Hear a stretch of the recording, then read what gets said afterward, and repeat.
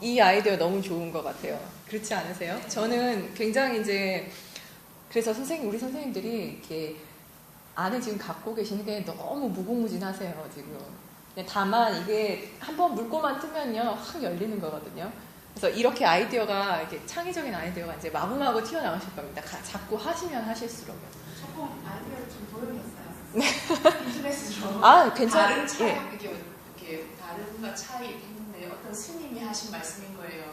틀린 그림이 우리가 어렸을 때 했던 게 틀린 그림을 찾는 게 아니라 그것은 다른 그림을 찾는 것이라고 해서 그 글이 이렇게 딱 기사가 나온 거예요. 그래서 어머, 맞습니다. 맞습니다. 아, 정말 맞습니다. 저희가 사실은 살면서 접하는 그 모든 것들이요, 우리가 차용할 수 있는 모든 소재가 되는 거예요. 우리가 삶에서 그냥, 그래서 만약에 그 지도하는 선생님들이 그만큼 명료하게 끼어있고 늘 자각을 하시게 되면은 이런 아이디어가 삶에 있어서 모든 접하는 것들이 다 소재가 돼서 활용을 하실 수가 있어요.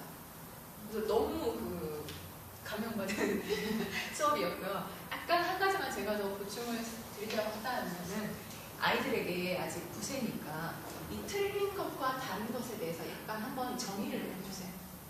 우리가 무엇을 틀린 거라고 말을 하고 무엇을 다른 거라고 말을 하는지 한번 그거를 정리를 해주시면은 아이들이 이제 선생님이 나중에 이렇게 함께 공유하는 시간에 쭉 이제 설명을 해주시잖아요. 그걸 들을 때 약간 뭐지? 알 것 같은데 아닐 것 같은데 이런 부분이 조금 더 해소가 될 것 같아요. 그래서 먼저 아이들에게는 아직 어린 아이들이니까 개념을 조금 더 먼저 처음에 명확히 짚어주고 그 다음에 이제 이것이 전달을 하고자 하는 의미를 설명을 해주시면 될 것 같고요. 설명을 하실 때 약간만 조금 더 쉽게 간략하게 해주세요. 사실 대상이 예를 들면 지금 해주셨던 설명을 한 5학년, 6학년 정도로 가서 설명을 해주시면 괜찮아요. 무리 없이 흡수가 될 수가 있는데 이제 1학년, 2학년 정도 된다라고 하게 되면은 조금 더 쉬운 방법으로 해주시면 좋을 것 같아요. 왜냐면 듣다가 보면 알겠는데 뒤에 가서 1, 2학년들한테는 약간 어려운 말이 될 수가 있어요. 알 거는 같은데 그걸 선생님이 얘기니까 좋은 얘기 같아는 되지만 어떻게 보면 좀 어려울 수가 있어요. 그래서 제가 드리는 말씀이 처음에 개념을 맞아요. 그 틀리고 다르다는 게 솔직히 저희 어른들이 되게 헷갈려서 쓰잖아요. 흔히 많이 그거 그거 틀린 거예요. 거죠. 저는 틀려. 그 사람은 틀려요. 아, 다른 건데. 그러니까 아이들도 어른들이 그렇게 말하는 거 들으면서 그 개념이 막 헷갈리겠다는 너희들이 성경한테 틀린 게 나쁘다라고 은연중에 이렇게 지금 억압되어 있는 것들을 이렇게 드러내줄 필요가 있는. 근데 틀린 거는 나쁜 거 맞죠? 그렇지는 않아요. 틀린 맞다 틀렸다니까 그때는. 근데 우리가 교육을 받으면서 틀린 거는 나쁘다라고 인지가 이렇게 지금 우리 내재화되어 있는 게 있기 때문에 틀린 것이 꼭 나쁜 것도 아니고 그렇다고 또 그다음에 뭔가 사는데 좀 다른 게 있다라는 걸 이제 보여주는. 이게 괜찮은 아이디어들의 분명히 이제 좀 주제가 될 수가 있어요. 틀린 게 나쁜 거 아니다도 하나 주제가 될 수 있고 사람 사이에는 다른 게 있다라는 것이 그렇죠. 주제가 될 수 있어요. 예, 맞습니다. 예, 맞으신 말씀. 너무 좋은 말씀 해주셨어요. 즉, 틀리다라고 하는 건 우리는 성인들도 은연중에 이 틀린 거하고 다른 거를 사실 그냥 무의식적으로 그냥 같이 혼용을 해서 쓰는 경우가 저희가 많아요. 근데 그게 결국은 뭘 보여주는 거냐면 우리의 의식 속에서 틀림과 다름에 대해서 명확하게 구분을 하고 있지 않다라는 거예요. 그게 이제 말을 통해서 그냥 무의식적으로 이렇게 드러나는 거거든요. 그때 여러분이 보시는 게 바로 우리의 치타입니다. 우리의 인성이에요. 그 안에 우리가 무엇이 개발되어 있는 것인가를 무의식적으로 튀어나오는 말을 통해서 우리가 알 수가 있는 거거든요. 그래서 틀렸다라는 말은 맞지 않다라는 말을 설명을 할 때 틀렸다라고 합니다. 그렇기 때문에 맞지 않다라고 하면은 그것이 우리가 흔히 어떻게 인식을 하게 되죠? 맞지 않으니까 그건 잘못된 것이라고 인지를 하게 됩니다. 그래서 틀렸다라고 하면 우리가 갖게 되는 감정들이 뭔가요? 그 부정적인 감정들. 그래서 뭐 거기에 대해서 뭐 부끄럽다라든지 이런 여러 가지 부정적인 감정들이 함께 올라오는 겁니다. 근데 이제 다르다라고 하면은 말 그대로 같지 않음을 보고 다르다라고 하죠. 그래서 1번과 2번의 그림이 자 보시다시피 이렇게 같지 않습니다. 두 개 같다라고 하면 두 개를 이렇게 딱 포개했을 때 해가 있는 위치에는 해가 있어야 되고 나무가 있는 데는 나무가 있어야 되고 모양이나 이런 전체적인 위치라든지 그게 다 일치해야 하는 거죠.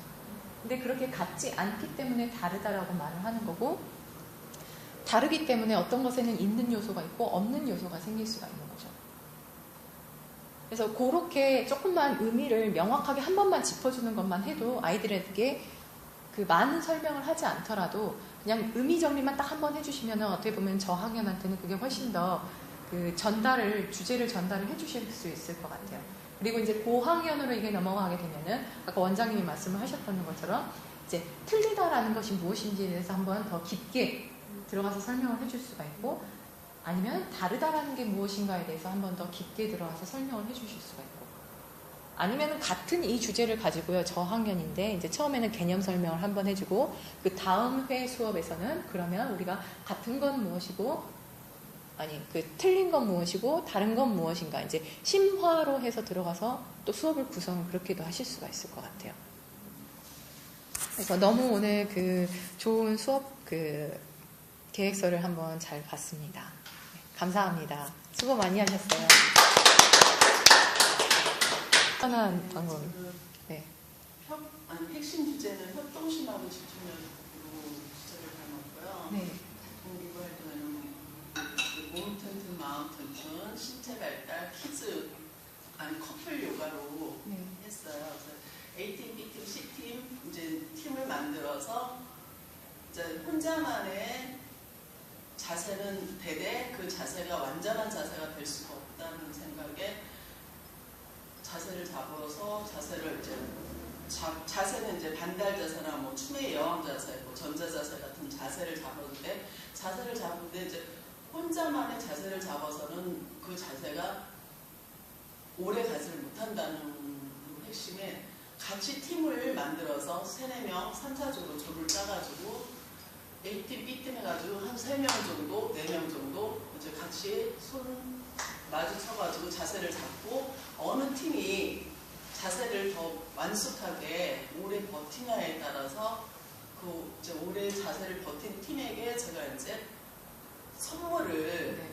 이제 뭐 애들 좋아하는 뭐 딱지 그런 거 있거나 그런 거 하나씩 주기도 하고, 그럼 끝나고 나서 이제 이 수업을 내가 친구랑 같이 더불어 했으니까 이제 내가 조금 더 오래 할 수 있었구나 하면서 명상을 잠깐 들어갈 수 있게끔 또 마무리 명상 자세도 같이 넣었고요. 또 이거를 이제 마지막 단계 이제 숙제로는 친구랑 같이 해서 그림이나 그 느낌을 그림이나 글로 표현해서 엄마한테 확인 사인 받아서 저한테 가지고 오면은 스티커를 모아서, 그래프 스티커를 모아서 이제 마지막 30장 모은 아이한테는 또뭐 곰젤리를 하나 준다든가 이런 식으로 수업을 이끌려고 준비를 해봤습니다. 아, 네, 잘하셨습니다. 네, 그러면 이제 방금 선생님이 준비하셨던 이제 첨삭을 한번 지금 바로 들어가 볼게요. 그러면은 일단 준비가 굉장히 그 사고적 정도로 그럼 짜신 거예요? 네. 감성적 정도가 네. 아니라. 그럼 선생님 한번 이제 수업을 빠지셨으니까 제가 그거를 인지를 하고 그럼 한번 다시 설명드릴게요.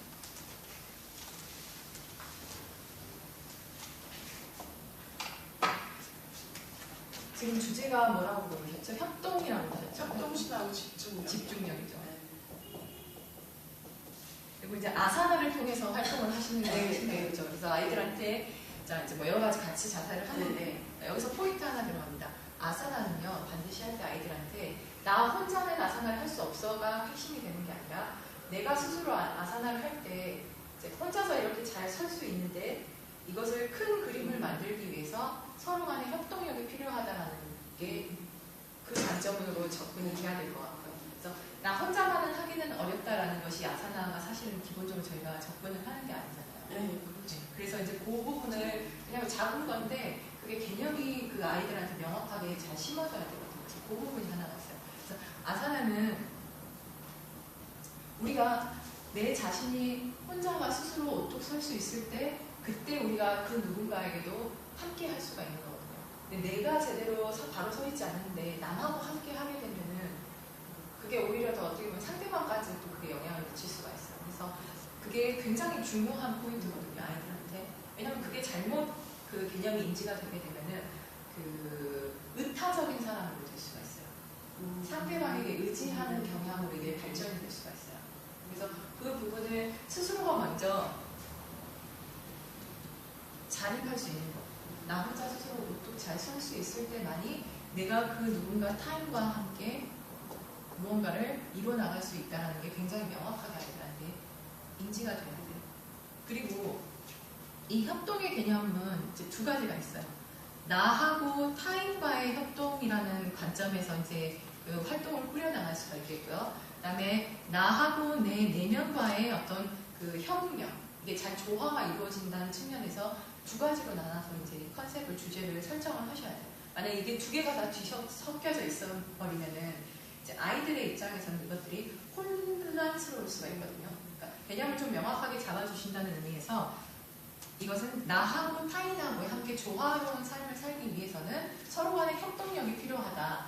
이제 그것을 주제로 삼고 함께 이렇게 아사나를 구성을 해봤을 때 만약에 우리가 팀인데 팀원 중에 한 명이라도 조금 이게 잘 우리가 그 조화가 잘 안 되게 되면은 우리 팀 전체에 이것이 영향을 미쳐서 그 나까지도 함께 이런 영향을 받게 된다. 그러니까 서로 간의 협동이나 조화가 굉장히 중요하다라는 게 하나의 포인트가 돼야 되겠고요.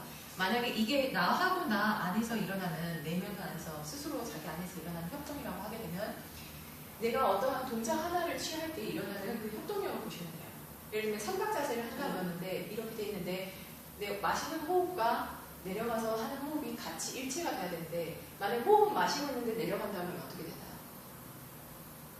예를 들면 배가 이제 이렇게 호흡을 하는데 갑자기 뭐 이렇게 뭐라고 하죠? 마시는 호흡에 배를 접게 되면은 압력이 가해져서 머리가 좀 어지럽다는 거 이런 그 작용이 나타날 수가 있잖아요. 그래서 마시고 내쉬는 내 호흡과 동작과의 일체감, 그 다음에 그것을 아사나를 통해서 발견을 하게끔 하는 거죠. 그래서 이때의 협동력은 그런 관점에서 접근을 하시면 돼요. 그래서 활동도 그러면은 거기에 맞게끔 다르게 짜여지게 되겠죠. 무슨 의미인지 이해돼서 다른 분들도 선생님도. 그래서 지금 짜시는 계획 같은 경우는 나하고 타인과의 어떤 조화를 위해서 서로 간에 협동을 하고 우리가 이 팀이 이제 이거를 이루고자 하는 이 목표가 있잖아요. 그 목표를 이루기 위해서는 집중력이 필요하다.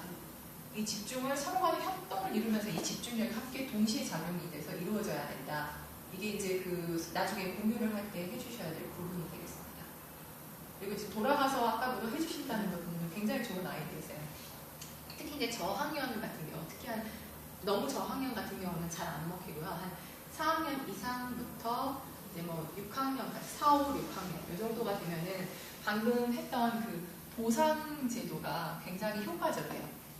그래서 아이들에게 이거 무언가를 보상을 해주면 해왔을 때 뭐 스티커를 매일 일별로 해가지고 숙제를 잘해온 사람, 숙제해온 사람한테 스티커, 출석률 좋은 사람한테 뭐 이렇게 해가지고 하게 되면은 이 아이들은 이제 이 보상 심리 때문에 조금 더 하게 되거든요.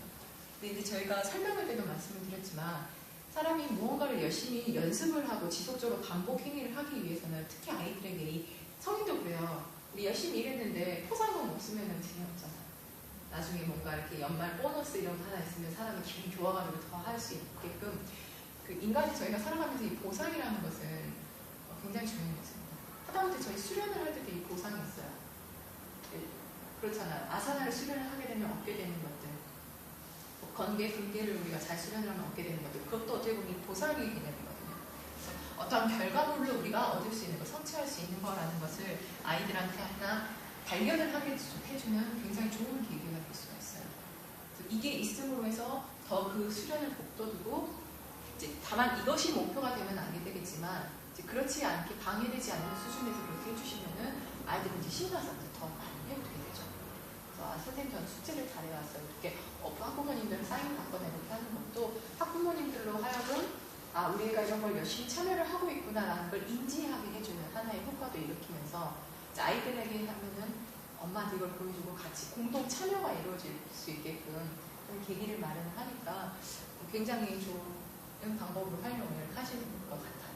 그래서 아까 말씀드린 이 부분만 조금만 이 경계거든요. 사실 어떻게 보면 애매모호한 경계인데 이 경계만 하나만 딱 명확히 해주시면은 굉장히 잘 준비된 수업 계획서 같습니다. 수고 많이 하셨습니다.